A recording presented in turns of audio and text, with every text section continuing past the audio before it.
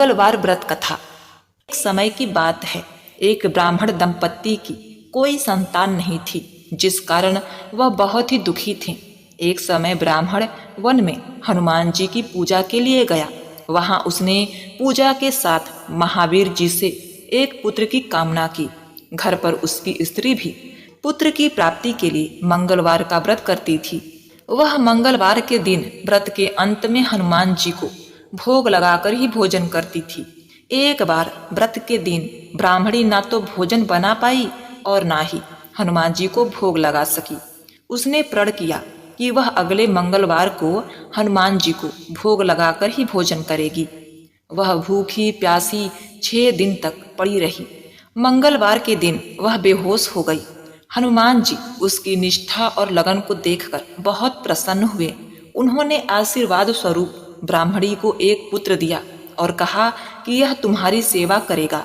बालक को पाकर ब्राह्मणी अति प्रसन्न हुई। उसने बालक का नाम मंगल रखा। कुछ समय उपरांत जब ब्राह्मण घर आया तो बालक को देखकर पूछा कि वह कौन है।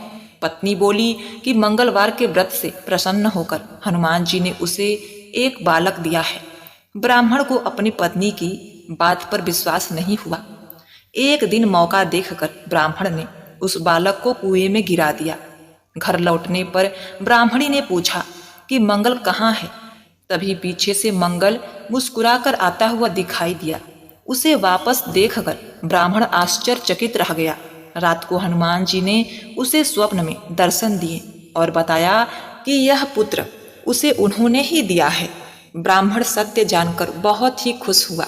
उसके बाद ब्राह्मण दंपत्ति प्रत्येक मंगलवार को व्रत रखने लगे। जो मनुष्य मंगलवार व्रत कथा को पढ़ता या सुनता है और नियम से व्रत रखता है, उसे हनुमान जी की कृपा से सब कष्ट दूर होकर सर्व सुख प्राप्त होता है और हनुमान जी की दया के पात्र बनते हैं।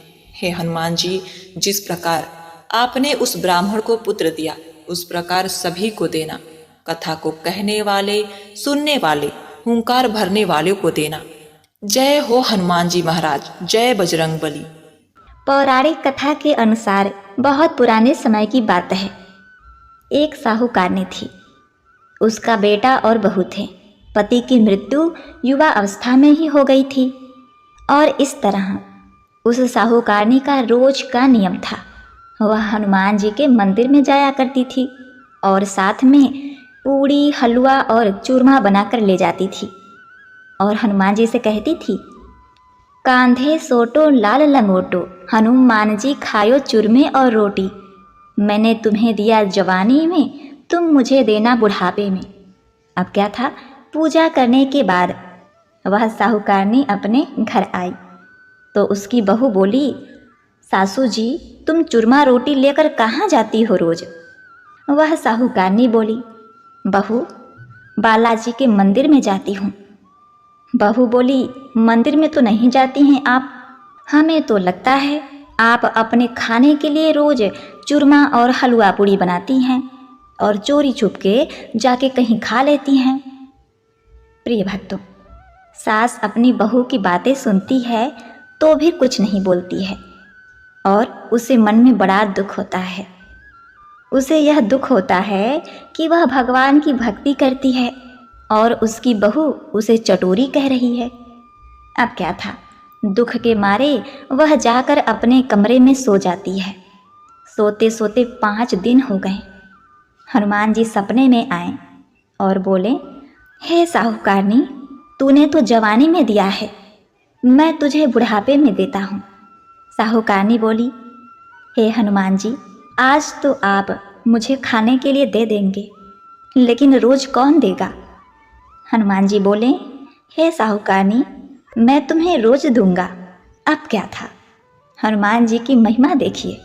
उन्होंने साहूकारनी को खाने के लिए चूरमा, रोटी, हलवा पूड़ी दिया। साहूकारनी चुपचाप चूरमा रोटी खा लेती है। इसी प्रकार 5-6 दिन बीतते हैं और धीरे धीरे बहू के घर में से अचानक अनाज इत्यादि खत्म होने लगते हैं। उसके पास कुछ नहीं रहा, सब चीज में घाटा पड़ गया। बहू ने सोचा, सास को 7 दिन हो गए हैं, मैंने तो उन्हें खाने को कुछ दिया भी नहीं, देखूं तो कैसी हैं। अब देखिए, बहू अपने सास के कमरे में जाकर देखती है तो उसने क्या देखा कि उसकी सास तो अच्छी भली मोटी ताजी है। बहू बोली, सासू जी, मैंने तुम्हें खाने को भी नहीं दिया और तुम क्या खाती हो, इतनी स्वस्थ और मोटी ताजी हो। सासू बोली, मुझे तो हनुमान जी मीठी मीठी हलवा और रोटी दे जाते हैं, मैं वही खाती हूँ। अब क्या था, बहू सास के पैरों में गिर गई। उसे पछतावा हुआ। वो बोली, हे सासू माँ, हम तो तुम्हारे भाग का खाते हैं, हमारे घर में तो कुछ भी नहीं रहा। मैंने आपको खाना नहीं दिया, मैंने आपके भक्ति को झूठा समझा, आपको चटोरी समझा, इसीलिए भगवान ने मुझे दंड दिया।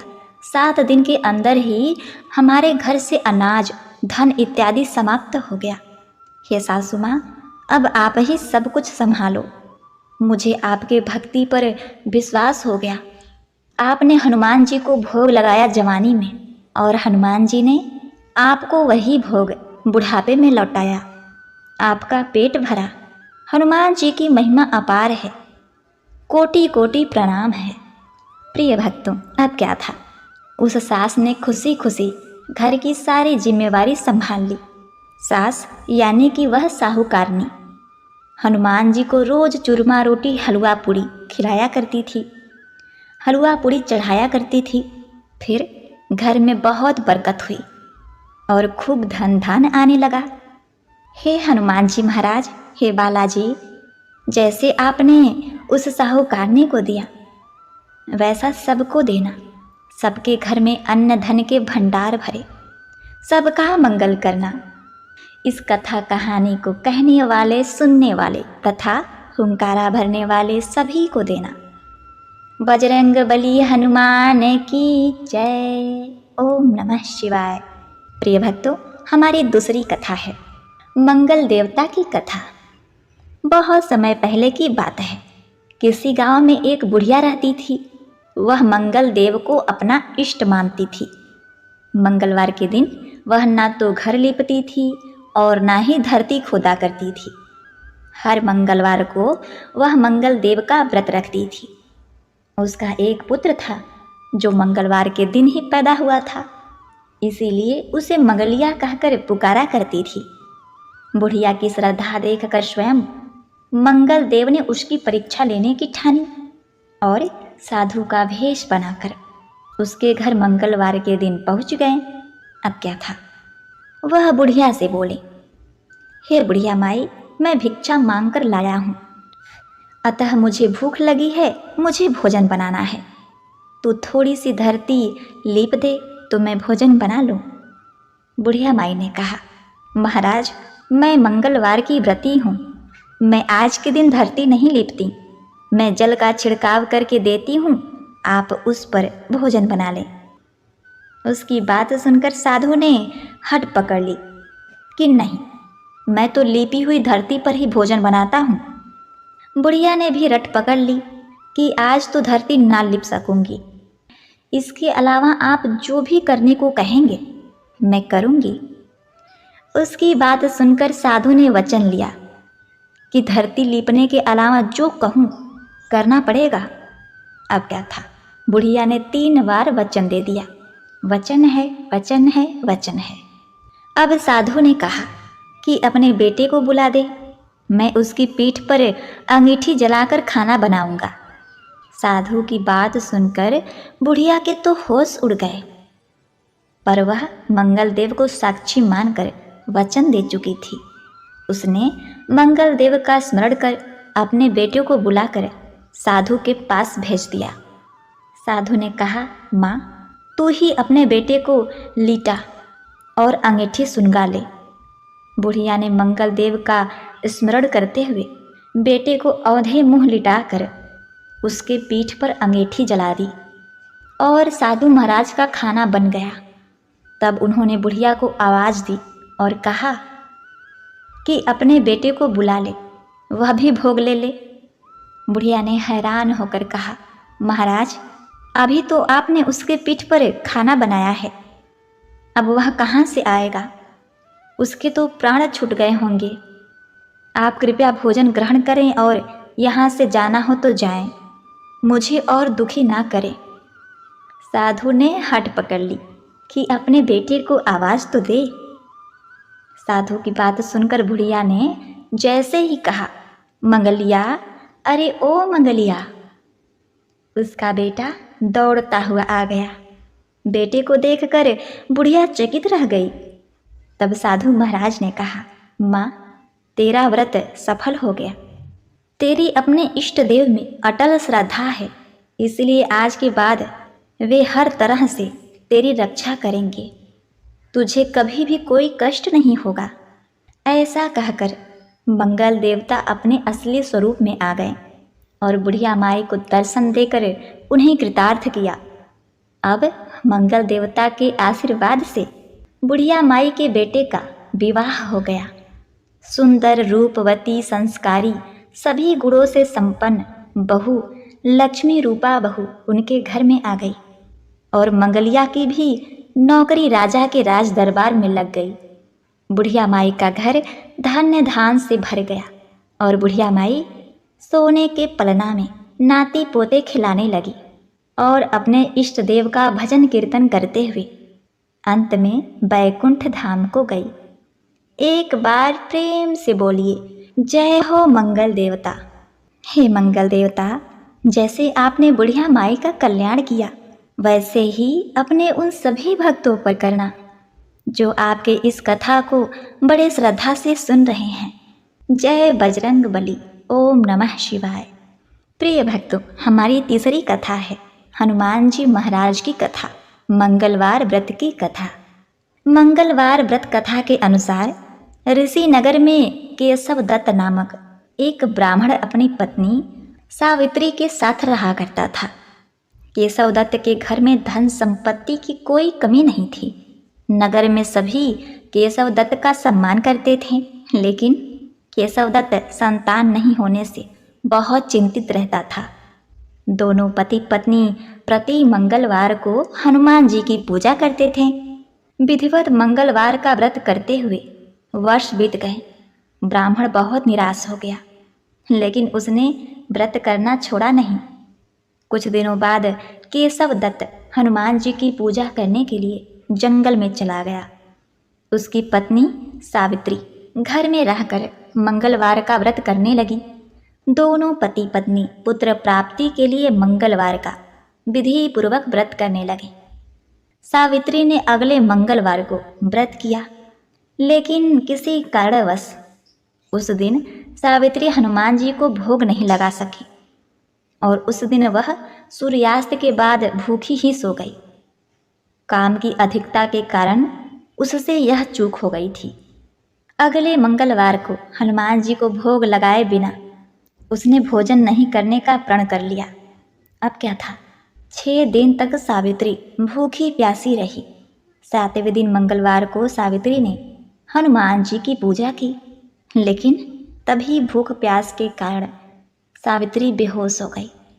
हनुमान जी ने उससे स्वप्न में दर्शन देते हुए कहा, उठो पुत्री, मैं तुम्हारी पूजा से बहुत प्रसन्न हूँ। तुम्हें सुंदर और सुयोग्य पुत्र होने का वर देता हूँ। यह कहकर हनुमान जी अंतर ध्यान हो गए। तत्काल सावित्री ने उठकर हनुमान जी को भोग लगाया, स्वयं भोजन किया। हनुमान जी की अनुकंपा से सावित्री ने एक सुंदर शिशु को जन्म दिया। मंगलवार को जन्म लेने के कारण उस बच्चे का नाम मंगल प्रसाद रखा गया। अब देखिए, कुछ दिनों बाद सावित्री का पति केशव दत्त घर लौट आया।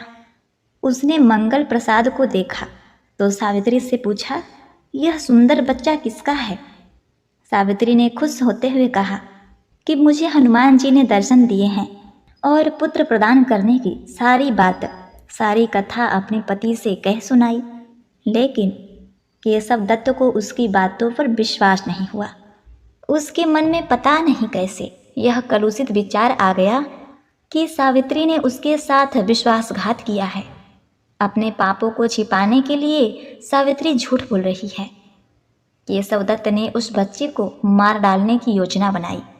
एक दिन केशव दत्त स्नान करने के लिए कुएं पर गया। मंगल प्रसाद भी उसके साथ था। केशव दत्त ने मौका देखकर मंगल को कुएं में फेंक दिया और घर आकर बहाना बना दिया कि मंगल तो कुएं पर मेरे साथ पहुंचा ही नहीं। केशव दत्त के इतने कहने के ठीक बाद मंगल दौड़ता हुआ घर में आ गया। केशव दत्त मंगल को देखकर बुरी तरह हैरान हो उठा। उसी रात हनुमान जी ने केशव दत्त को स्वप्न में दर्शन देते हुए कहा, हे केशव दत्त, तुम दोनों के मंगलवार के व्रत करने से प्रसन्न होकर पुत्र जन्म का वरदान मैंने दिया था, फिर तुम अपनी पत्नी पर शक क्यों करते हो? उसी समय केशव दत्त ने अपनी पत्नी सावित्री को जगाकर उससे क्षमा मांगते हुए स्वप्न में हनुमान जी के दर्शन की सारी कहानी सुनाई। केशव दत्त ने अपने बेटे को हृदय से लगाकर बहुत प्रेम किया। उस दिन के बाद सभी आनंद पूर्वक रहने लगे। मंगलवार का विधिवत व्रत करने से केशव दत्त के सभी कष्ट दूर हो गए। इस तरह जो स्त्री पुरुष विधिवत मंगलवार का व्रत करके व्रत कथा सुनते हैं, हनुमान जी उनके सभी कष्ट दूर करके घर में धन संपत्ति का भंडार भर देते हैं। शरीर के सभी रिक्त विकार रोग भी नष्ट हो जाते हैं। जय बजरंग बली हनुमान। ओम नमः शिवाय।